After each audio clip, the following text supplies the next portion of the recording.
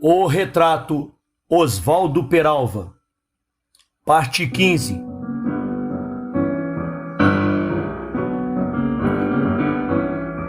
Rússia, União Soviética versus China. Duas revoluções diferentes. A ausência de um representante chinês no Comiform só poderia explicar-se pelo objetivo de fugir ao controle soviético ou evitar atritos ideológicos com os dirigentes do PCUS. Sabe-se que desde os tempos do Comintern, Mao Tse-tung resistia à orientação stalinista, desmerecendo, assim, em muitos casos, da ajuda material russa. É certo que, quando se fundou o Comiform, os comunistas chineses ainda não tinham estabelecido seu poder sobre toda a China, o que poderia, no início, justificar a ausência, naquele organismo, do mais populoso dos países bolchevistas ao lado do menos populoso, a Albânia. Mas, posteriormente, foi endereçado aos chineses um convite para que se fizessem representar ali. E eles não mandaram representantes, nem disseram que não iriam mandar. Essa atitude dúbia se basearia nas seguintes razões. Eles fizeram sozinhos sua revolução, mas o país se achava mergulhado na mais extrema miséria, e o arranco para o desenvolvimento econômico não poderia ser dado sem uma substancial ajuda soviética. Se tivessem representantes no Comiform, os choques de orientação com os soviéticos seriam fatais, dificultando, reduzindo e até impedindo o auxílio material do Kremlin ao governo chinês. Ou então as teses soviéticas prevaleceriam sempre.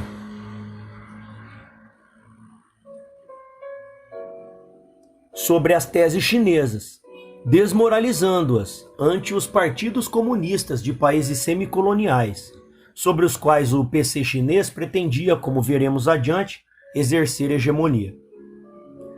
As divergências ideológicas com os soviéticos giravam principalmente em torno destes dois pontos.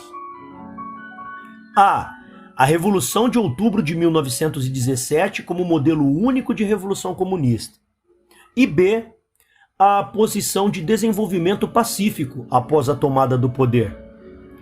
Com efeito, os soviéticos sempre proclamaram que a Revolução de Outubro de 1917 na Rússia era o modelo mais clássico da Revolução Comunista, nela devendo basear-se todos os demais partidos comunistas do mundo. Os chineses tentaram alcançar o poder pela via soviética, através de movimentos de massa nos grandes centros urbanos, mas fracassaram e aprenderam com a própria experiência. Mudaram de rota, a despeito das diretivas em contrário do Comintern e do próprio Stalin. Nos últimos anos da insurreição comunista chinesa, as desavenças eram tais que os exércitos soviéticos, ao derrotar as tropas japonesas de Kwantung em 1945, e podendo então ter auxiliado com armas aos camaradas chineses, não o fizeram. Em certo momento e em certo local por onde passaram as forças soviéticas, seria bastante largar no chão as armas e os soldados do Exército Popular de Libertação Chinês iriam apanhá-las.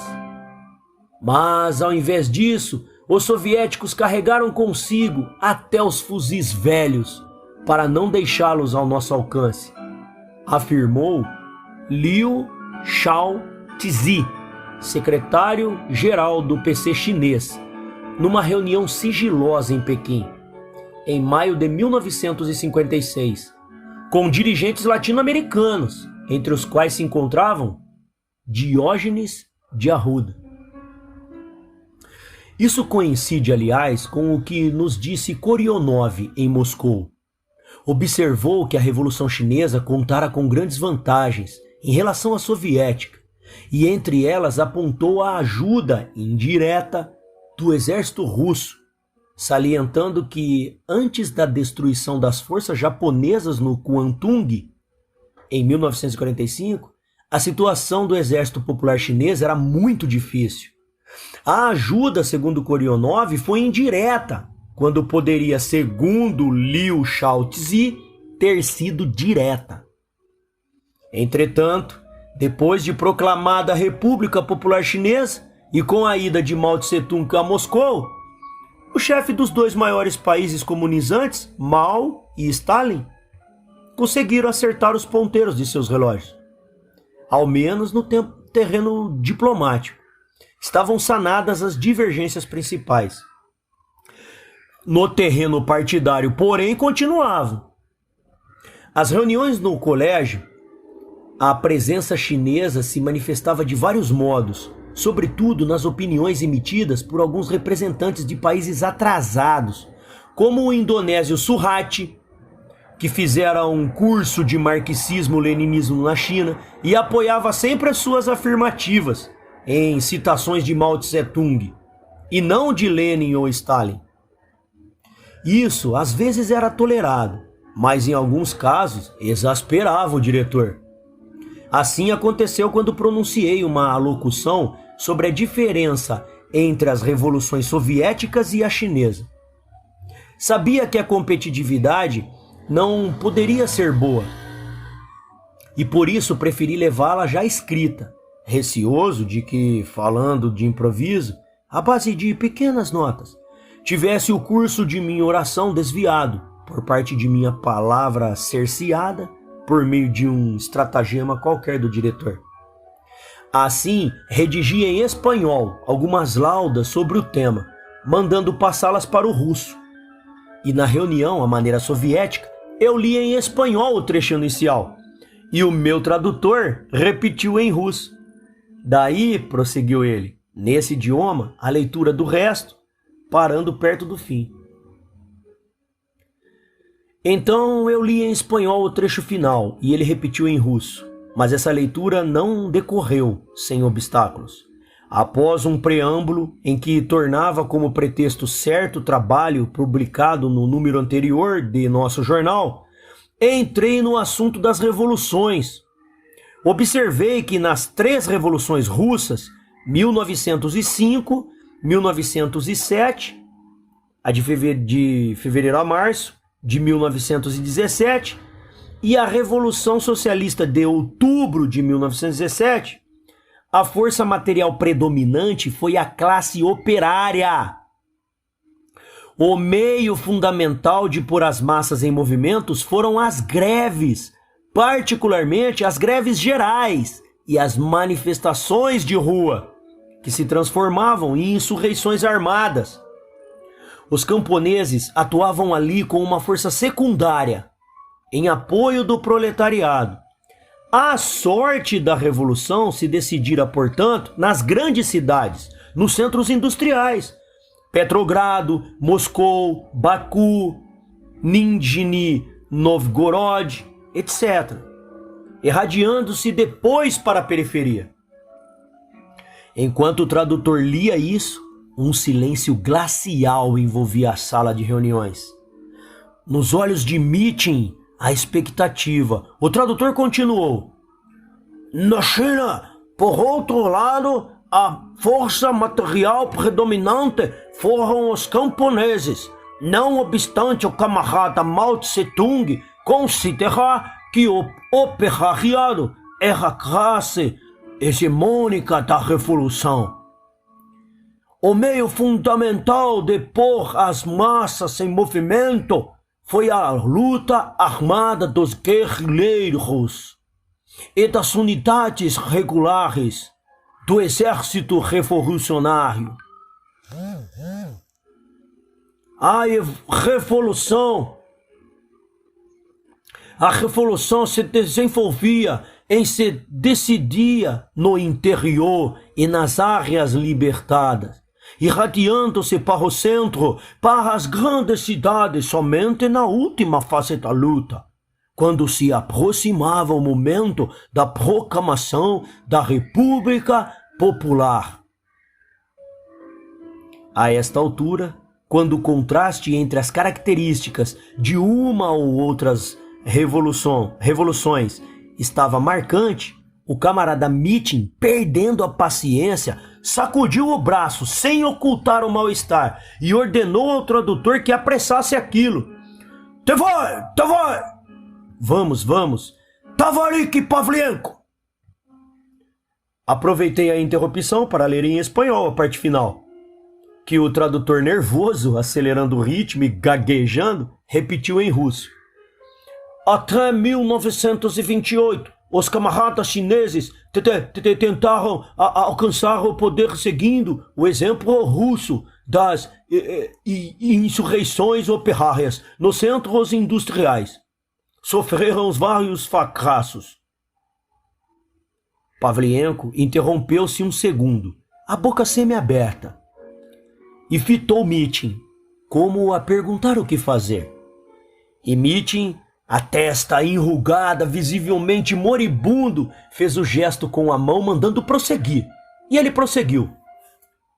Vários fracassos porque as condições dos dois países eram diferentes.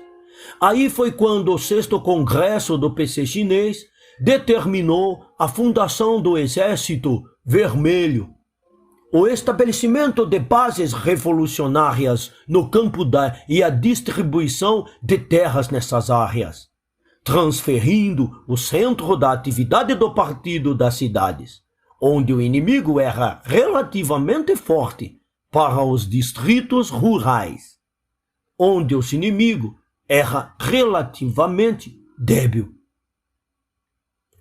Terminada a leitura, após algumas palavras a mais, houve um alívio geral, mesmo para mim. No encerramento da reunião, Mitin não se dignou sequer fazer uma alusão a tudo que eu havia dito. Mas os soviéticos tiveram finalmente que admitir, a contragosto, o caráter específico da Revolução Chinesa, já que sua influência sobre os outros países asiáticos era crescente e indiscutível. Molotov e os outros dirigentes russos passaram a admitir, aí pelos meados de 1955, uma espécie de sociedade limitada, com os chineses na direção dos países do campo socialista e, implicitamente, na direção do movimento comunista mundial. Antes, os soviéticos falavam em campo socialista, tendo à frente a União Soviética. Agora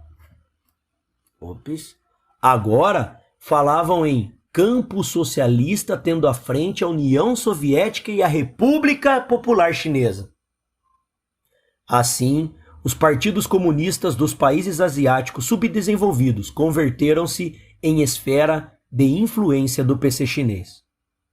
Depois essa esfera ampliou-se, abrangindo inclusive alguns partidos latino-americanos.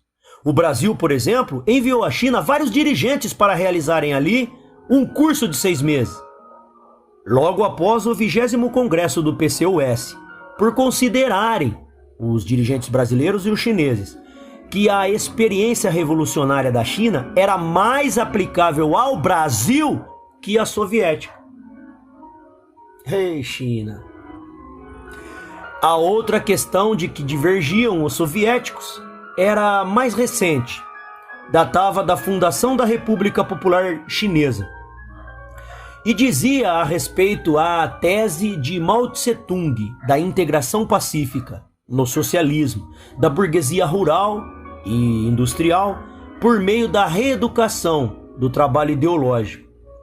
Essa tese colidia frontalmente com a opinião de Stalin e fora defendida na União Soviética por um homem que teve amargo fim, Bukharin. Não só foi considerado renegado, espião, agente dos imperialistas estrangeiros, inimigo do povo e traidor da pátria, como por tudo isso o fuzilaram. É certo que a situação de Mao Tse-tung, como chefe de governo em uma imensa nação, diferia muito da de Bukharin. Mas, de todo modo, a tese de um era igual à do outro, e fora estigmatizada pelo próprio Stalin, que em 1929, polemizando com Rossitch, dizia, abre aspas, para Stalin, o erro de Bukharin consiste precisamente nisto, em crer que os gulags e os concessionários, sendo até certo ponto um corpo estranho, evoluem apesar de tudo para o socialismo. Eis aí a que absurdos leva a teoria de Bukharin. Os capitalistas da cidade e do campo, os gulags e os concessionários, evoluindo para o socialismo. Eis aí onde foi parar Bukharin. Não, camaradas, não é esse o socialismo o que nós necessitamos. Que Bukharin fique com ele se quiser. Até agora, nós os marxistas-leninistas sempre havíamos pensado que entre capitalistas da cidade e do campo, de um lado, e a classe operária de outro, existia um antagonismo irreconciliável de interesses. Nisto, precisamente, se baseia a teoria marxista da luta de classes.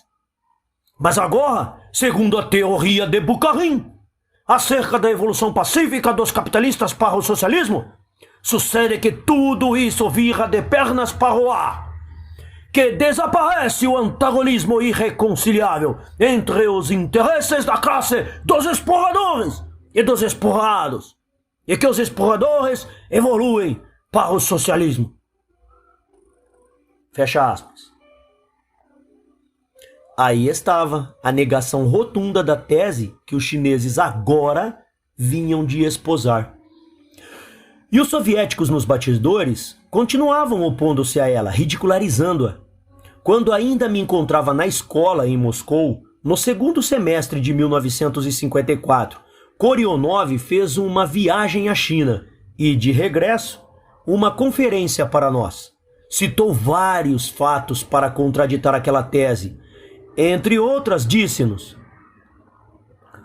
na China se fala em liquidar a burguesia por meios pacíficos, através de reeducação ideológica. Durante os 5 primeiros anos, após a vitória da Revolução, foram presos, somente em Pequim, 12.000 contra-revolucionários importantes, dos quais 1.400 passaram pelas armas. E em Xangai, nesses mesmos 5 anos, o número de contra-revolucionários presos elevou-se a 80.000. E desses também milhares foram executados. Convenhamos que isso não é muito pacífico. 2. De fato, a burguesia nacional chinesa, sendo inimiga do proletariado por um lado, tem suas contas a acertar com os imperialistas estrangeiros por outro lado. Daí que o PC chinês tratasse de utilizá-la por algum tempo em favor do socialismo. Mas isso era uma questão de tática. Tanto que desde fim de 1952, os começos de 53, o governo passou a ofensiva contra a burguesia, já isolada de seus aliados internos, os latifundiários, liquidados com a reforma agrária, e de seus aliados externos. Com a saída dos americanos da Coreia, ficaram os burgueses sem possibilidades de se apoiar neles. Uma vez isolada a burguesia, prosseguiu Korionov. O governo e o PC lançaram a campanha da luta contra os 5 males. 1. Roubo dos recursos estatais. Roubo e entrega ao inimigo de informações técnicas. Espionagem econômica. 3. Corrupção de funcionários do Estado. 4. Sonegação de impostos ao Estado. 5. roubo de materiais do Estado. Essa campanha conta os 5 males. Não se faz de maneira suave. Não é lá muito pacífica que se diga. Senão, vejamos. 3. Nessa campanha, o PC utilizou os seguintes meios. A. Organizou brigadas de operários para comprovar o estado de coisas existente nas empresas particulares. Só em Xangai foram utilizados nessas brigadas 80 mil operários. Examinaram tudo, denunciavam os capitalistas, multavam-nos. B. Investigavam e descobriam e revelavam as mulheres dos capitalistas os amantes destes. Só em Xangai havia 100 mil amantes de capitalistas. O partido colocava os 3, marido, mulher e amante, juntos, numa mesma sala, e então a esposa ofendia em seu amor próprio. Denunciava as trapaças econômicas e financeiras do marido.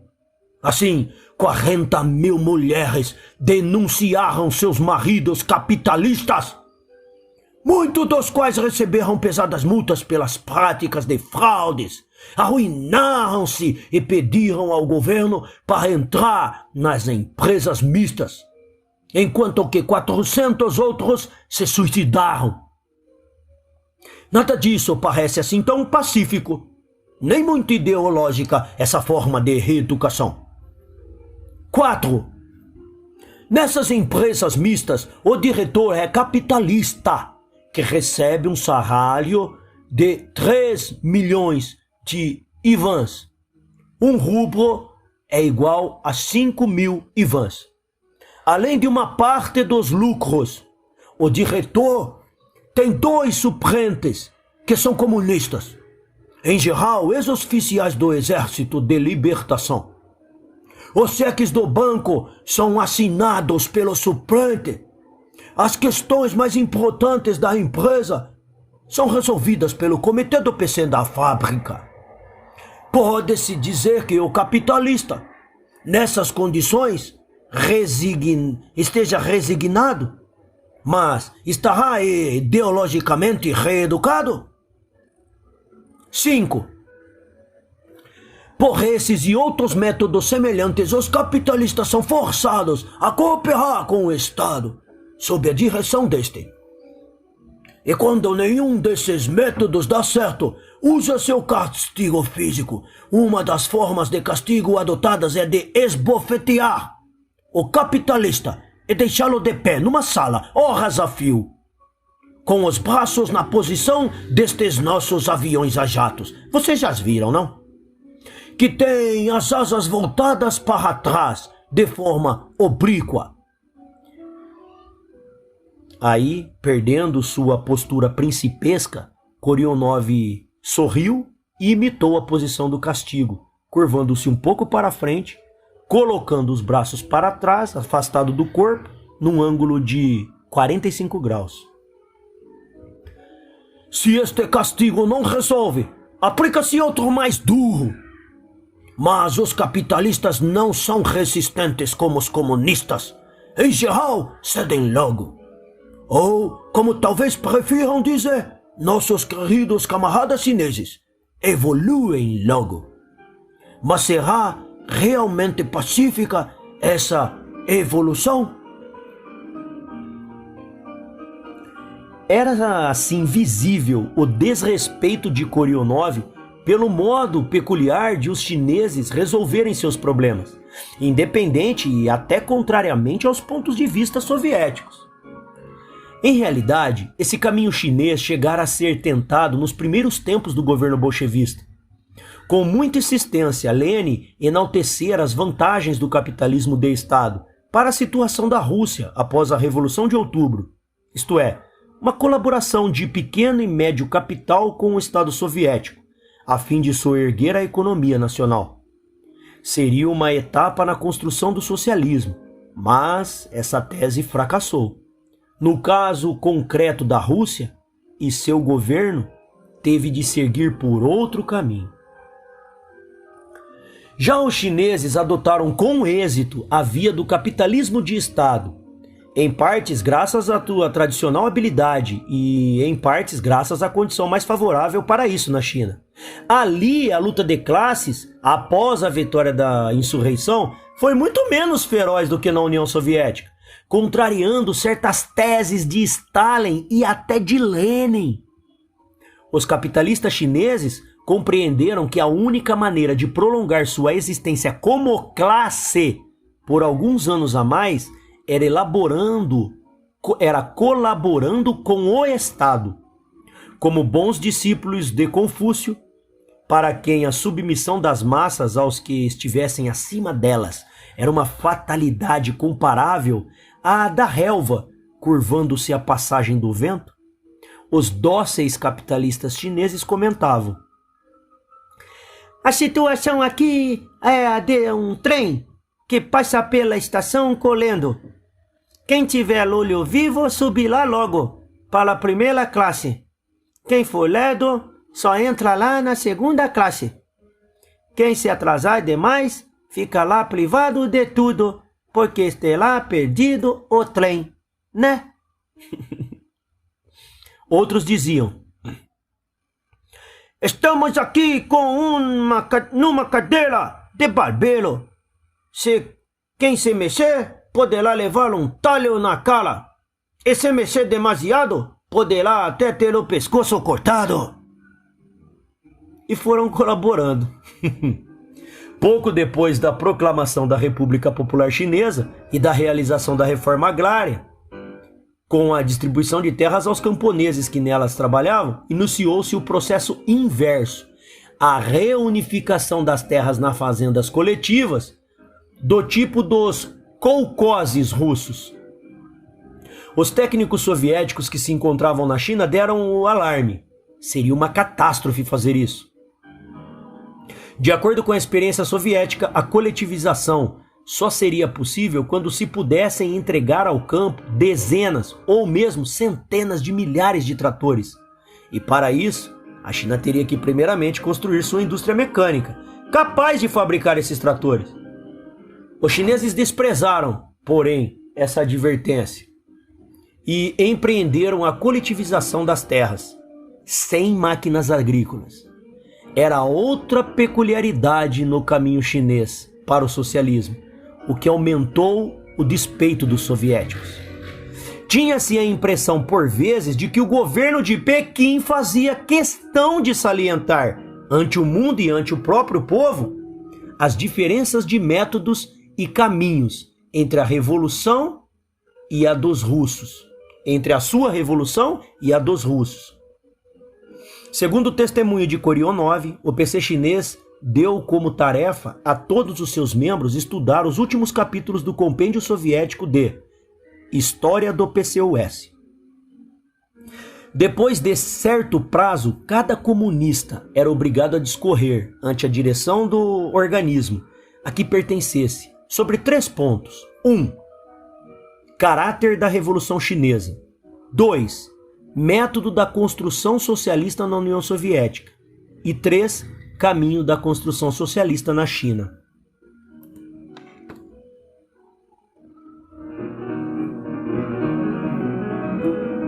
O nacionalismo chinês. No fundo de tudo isso, mal se disfarçava o sentimento nacionalista dos chineses. Uma das formas mais agudas de que se revestia a miséria, a exploração e a opressão do povo chinês estava na dominação estrangeira. Num trabalho datado de dezembro de 1939, que em sua versão inglesa tomou o título de The Chinese Revolution and the Chinese Communist Party, Mao Tse-tung escreveu, abre aspas,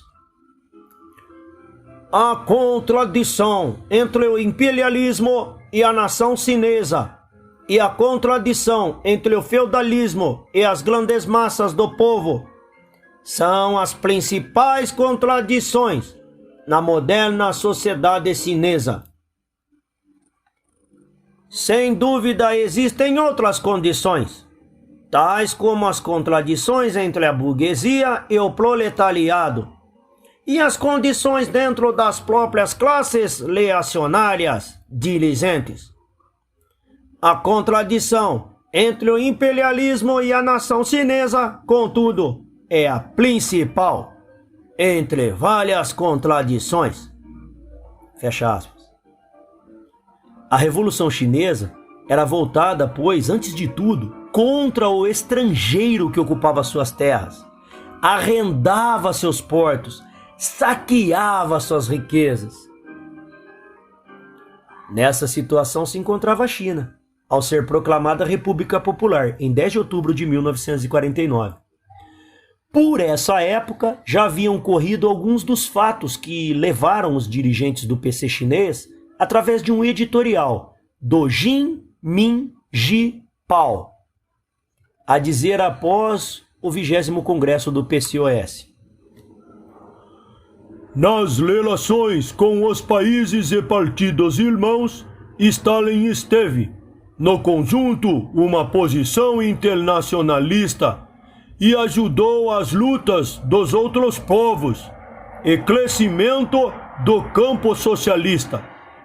Mas na solução de certas questões concretas, mostrou uma tendência para o salvinismo de grande potência e careceu de um espírito de igualdade. Não pôde educar as massas dos quadros no espírito da modéstia. Algumas vezes mesmo interveio erradamente, com muitas consequências graves, nos assuntos incertos, internos de certos países e partidos irmãos. Fecha aspas. Nota de rodapé. Jin Mi Jin Pao, ainda sobre a experiência histórica da ditadura do proletariado, página 25, editorial Vitória, Rio. Fim da nota de rodapé. Eram já bastante conhecidos também os acontecimentos que levariam depois o Marechal Josip Broz Tito a proclamar sem repulsos que a União Soviética se havia convertido numa potência imperialista. Por outros lados, a arrementação das populações dos países que estão sendo saqueados e oprimidos pelos imperialistas soviéticos, sob o pretexto de que as demais nações devem ajudar e fortalecer a União Soviética como pretenso bastião da paz, chegam até os nossos ouvidos claramente. Nota de rodapé. Josip Broz Tito, La lucha de los comunistas de Yugoslavia por la democracia socialista. Informe ao 6º Congresso del Partido Comunista de Yugoslavia. Folheto, janeiro de 1953, página 10. Ver apêndice, trechos do informe sobre o assunto. Fim da nota de rodapé. Assim, chegando ao poder, Mao Tse-tung não podia deixar de estranhar que, em nome do internacionalismo proletário e da assistência mútua, os soviéticos estacionassem tropas nas repúblicas populares da Europa, embora não houvesse na União Soviética tropas de nenhuma dessas repúblicas, que, ainda em nome desse internacionalismo, continuassem com os direitos especiais sobre a ferrovia de Changchun e ocupando os territórios chineses de Port Arthur e Dairen, arrendados pelo czar.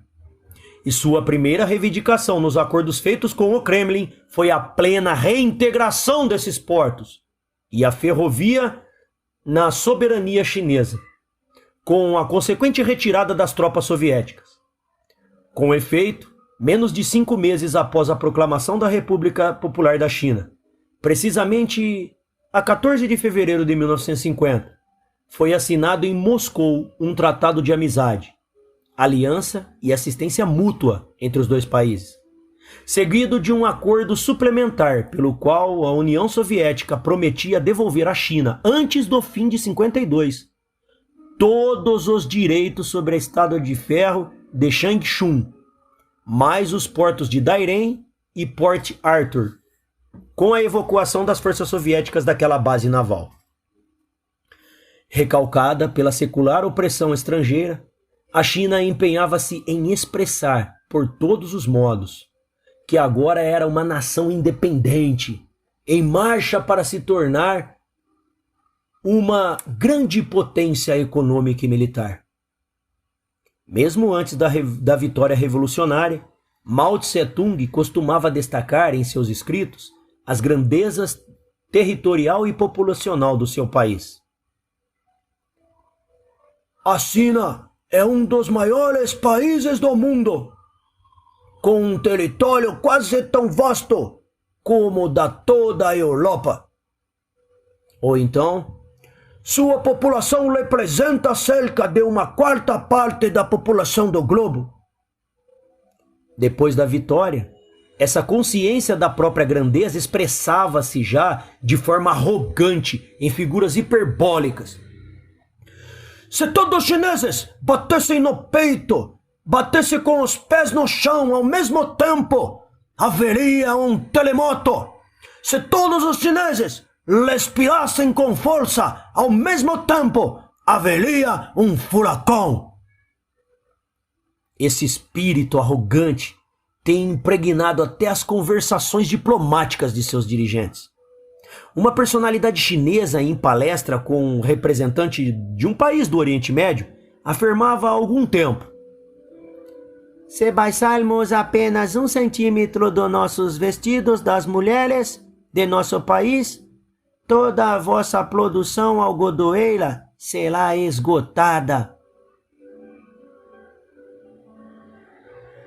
Os soviéticos, de quem não se poderia dizer, sem injustiça, que são lentos de raciocínio, compreenderam logo que se achavam em face de um fenômeno novo, dialeticamente explicável, como um aliado ao qual era preciso proteger e ajudar, mas contra o qual era preciso se pôr em guarda, pois evoluía perigosamente no sentido de se transformar num concorrente e até um inimigo temível. Basta um olhar sobre o mapa da Eurásia para que se salte à vista uma grande contradição russo-chinesa. A União Soviética tem o maior território do mundo, 22 milhões de quilômetros quadrados, habitado por 220 milhões de pessoas, com uma densidade demográfica, portanto, de 10 habitantes por quilômetro quadrado. Daí resulta que enormes espaços vazios se encontram nesse território. Já com a China acontece o contrário. Num território de menos de 9 milhões de quilômetros quadrados, vivem mais de 600 milhões de pessoas, com uma densidade demográfica de quase 70 habitantes por quilômetro quadrado. Assim, o problema de espaço vital coloca-se com muita preemência na China, para a China. E é de tal modo um grande número de chineses, que grande número de chineses já vinha habitando nos próprios barcos em que pescavam, nos rios e lagos. E uma lei aprovada proibindo as pessoas que nasciam nas águas passar para a terra. Ô, louco.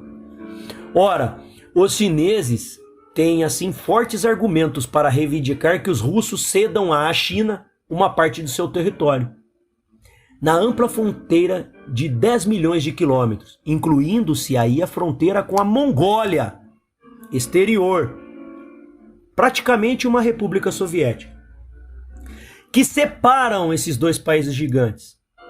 Com argumentos históricos, poderá reivindicar desde logo que a República Popular da Mongólia, que até 1922 era território dependente da China, regresse ao seio da mãe pátria. Com argumentos geopolíticos, em que o fator geográfico viesse colorido pelo fator político do internacionalismo proletário, poderá reivindicar a anexação de vários territórios de repúblicas autônomas localizadas na Sibéria e que foram conquistadas a ferro e fogo pelos imperialistas russos em meados do século XIX. Precisamente há um século, em 1860, Pequim foi forçada a firmar um tratado cedendo à Rússia vastos territórios na Sibéria, que iam desde o Ussuri até o Oceano Pacífico, e cuja costa, nesse mesmo ano, foi erigida a fortaleza russa de Vladivostok. Foi meditando prudentemente em tudo isso que os soviéticos decidiram, em 1953, empreender a colonização dos espaços vazios da Sibéria, as chamadas Terras Virgens. A pretexto de desenvolver a produção agrícola, o governo soviético começou a mobilizar trabalhadores, sobretudo jovens, a fim de que se transferissem com armas e bagagens para a longínqua e gélida região siberiana. Estando na escola em Moscou, lembro-me de que alguém estranhou o fato e perguntou se as terras europeias estavam todas já aproveitadas para a agricultura, se não era possível aumentar-lhes a produtividade. O professor respondeu que não se tratava disso, que se tratava do fato de não deixar no abandono uma vasta região com tantas riquezas naturais inexploradas. A sombra amarela projetava-se ameaçadoramente sobre a vastidão siberiana. Daí a necessidade agrícola de cultivar as terras virgens.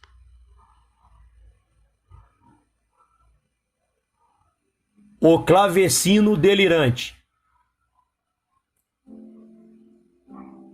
Os êxitos obtidos pelos chineses no emprego de soluções peculiares para os seus problemas, na reivindicação referente a Dairen e Port Arthur, nas batalhas travadas com as poderosas forças estrangeiras, durante a Guerra da Coreia, não só despertavam o despeito e o medo dos soviéticos, como subiam a cabeça de Mao Tse-tung e as transtornavam.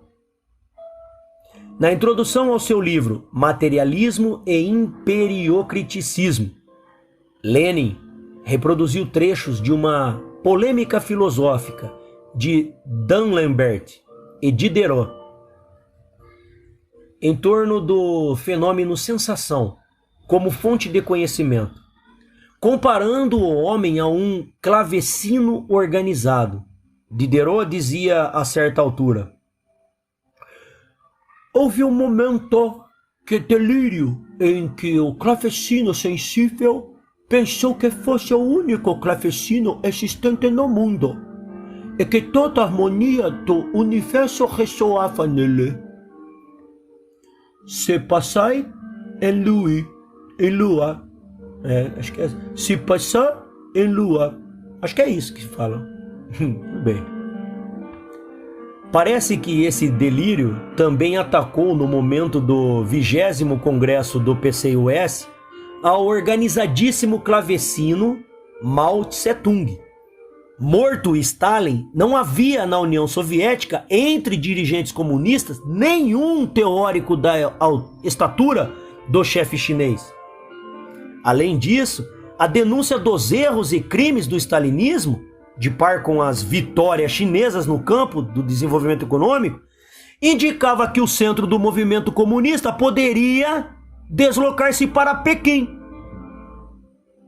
Os elementos mais realistas continuavam agarrados ao barco soviéticos, certo de que a tempestade passaria, mas grandes setores do movimento comunista internacional começaram a manifestar preferências e simpatias pela experiência da China, considerando-a mais humana, mais liberal, mais sensata que a dos russos.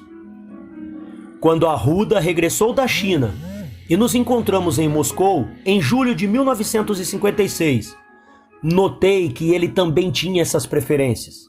mostrava-se entusiasmado com a autorização de enviar dirigentes brasileiros para fazerem cursos na escola do PC chinês.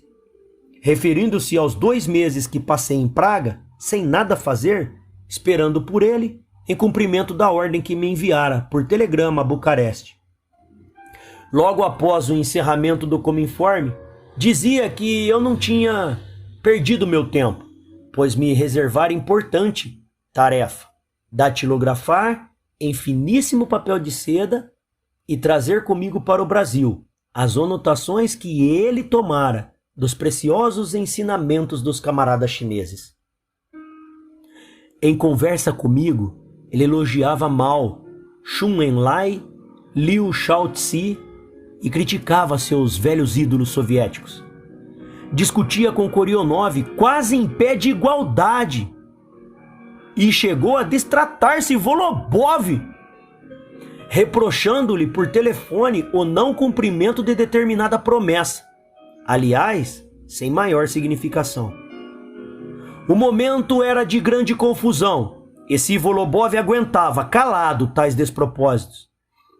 Por tudo isso compreendi que Arruda estava convencido de que ia mudar de senhores, de que Moscou, como então Praga, passaria a ser apenas um ponto de escala na rota para a nova sede do comunismo mundial, Pequim. Não tardou a verificar que se havia equivocado, e esse equívoco custou-lhe caro. Não sei se por malícia ou porque estivesse realmente convencido disso, Korionov deu a seguinte resposta a uma pergunta de Arruda sobre a China: com o russo, talvez não seja muito patriótico de minha parte fazer esta afirmação, mas digo que dentro de 10 a 15 anos, a China será a primeira potência mundial. Os Estados Unidos compreendem isso, e não é por acaso que procuram dificultar-lhe o desenvolvimento. O grande prestígio da China na Ásia decorre de que foi o primeiro país do Oriente a fazer a revolução. Enquanto seu prestígio cresce naquela região, diminui o dos Estados Unidos. Acontece que ela tem como vizinhos países amigos: União Soviética, Índia, Birmânia, etc. Ao passo que Estados Unidos tem como ponto de apoio somente Filipinas, a Coreia do Sul, Formosa, pouco mais. Quanto a Mao Tse-tung, não há dúvida de que, no movimento comunista internacional, ele é atualmente o maior pensador. Depois dele, vem Togliatti. Arruda sorriu por baixo de seus grossos bigodes e balançou a cabeça, aprovativamente. Korionov prosseguiu: o partido aproveitou bem o tradicional sentimento de obediência dos chineses ao Estado. E o resultado foi um alto grau de organização.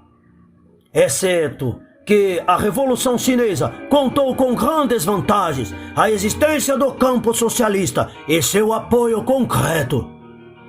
O governo chinês recebe da União Soviética equipamentos industriais, especialistas e técnicos, pode dispor da experiência teórica de outros países que já haviam aberto a rota da construção socialista. A União Soviética construiu 141 empresas industriais na China e agora constrói mais 15.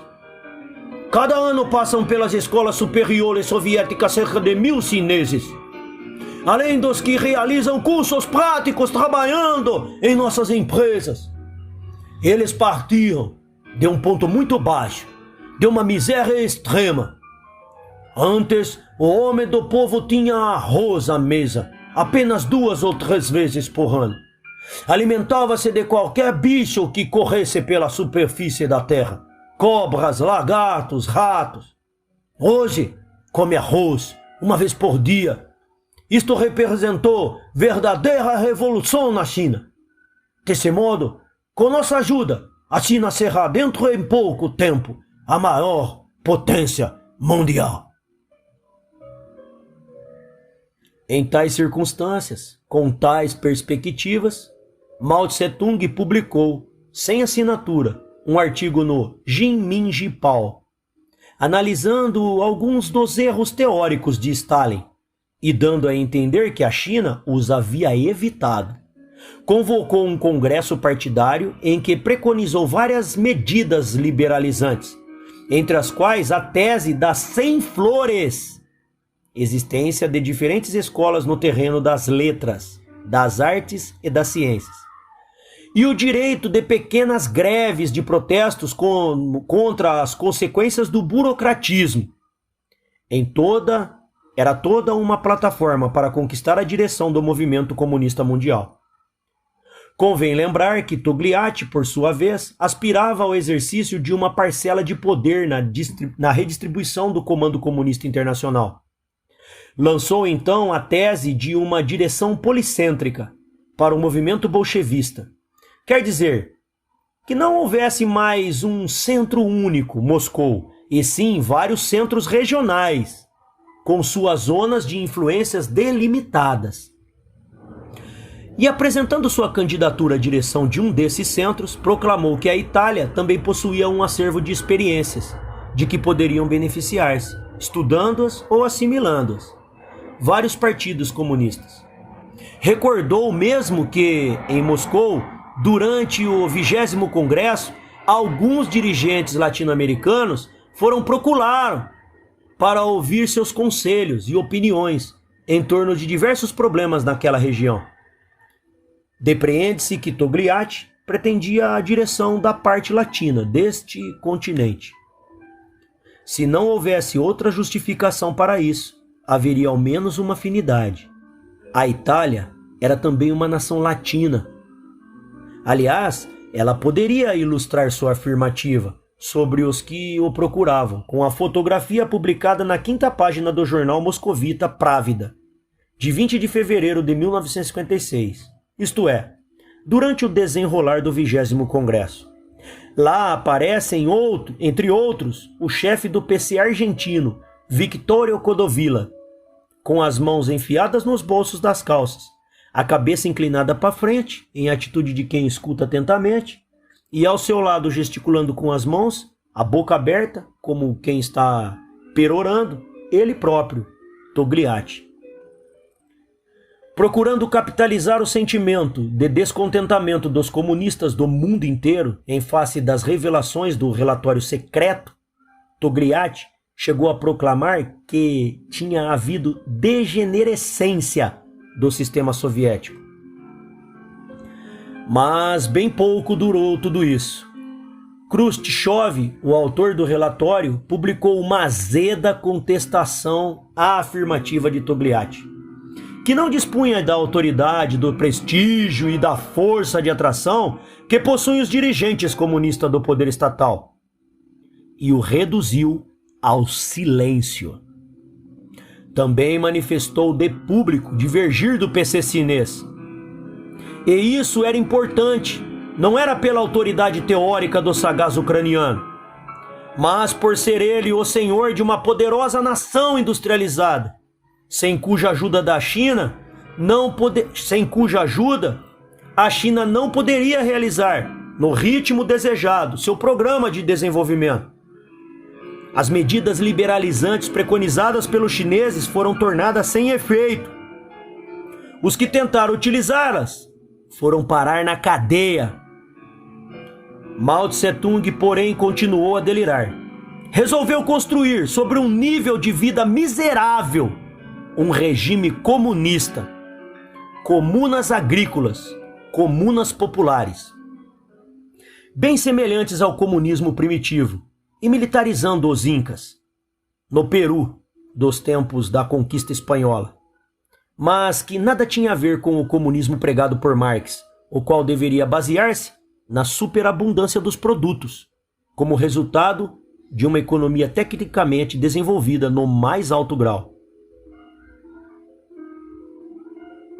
Faz menos de um ano, ouvi de uma pessoa realmente fidedigna e bem informada esta revelação que lhe fizera um dos participantes daquela reunião de partidos comunistas que se efetuou em Moscou poucos dias após o 7 de novembro de 1957, 40º aniversário da Revolução Socialista Soviética. Mao Tse-tung, que estava nessa reunião, fez um discurso de 1h30, durante o qual proferia longos trechos inteiramente sem nexo. Os ouvintes se entreolhavam achando esquisito aquilo, pois ninguém entendia nada. Então ele próprio, notando a estranheza de vez em quando, revelada pelo plenário, rodou o indicador em frente da cabeça, num gesto significativo, como a admitir certa alienação mental. Horas depois, como os representantes iugoslavos se recusassem, e foram os únicos, a assinar o documento em que todos os partidos comunistas presentes reafirmavam a mesma posição de subordinação à União Soviética e ao PCUS, Mao Tse-tung teve quase um ataque de nervos. Ele sempre revelou uma calma tão chinesa. Agarrando o documento, gritava para os iugoslávios: "Vocês têm que assinar! Vocês têm que assinar!" Não demorou muito e foi afastado da presidência da República Popular da China. As ordens para organizar comunas foram sustadas ou refreadas. Nas comemorações do 10º aniversário da República Popular da China, em outubro de 1959, ele compareceu em solenidades, foi fotografado ao lado de várias personalidades estrangeiras, falou-se e participou de algumas reuniões bem importantes, mas não abriu a boca em público. Todos os fatos estão a indicar que a maior cabeça pensante do movimento comunista internacional da atualidade perdeu a lucidez.